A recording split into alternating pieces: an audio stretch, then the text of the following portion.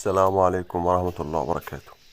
في الفيديو ده هعلمك ازاي تقطع وزرة السلم بأسهل سهولة.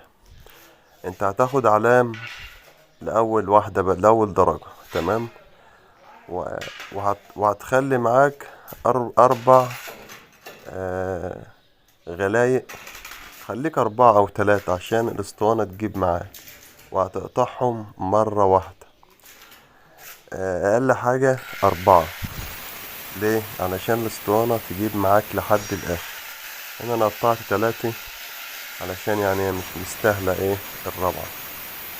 الكلام ده تطبقه على سلم فيه 8 درجات أو 9 درجات. هتحطهم الاتنين مع بعض، تخليهم على مرحلتين 4 غلايق في 4 غلايق، هتظبط معاك. بص، طلعت بالملي، مفيهاش أي حاجة، سهلة وبسيطة، بس بشرط تكون السلم مقاس واحد.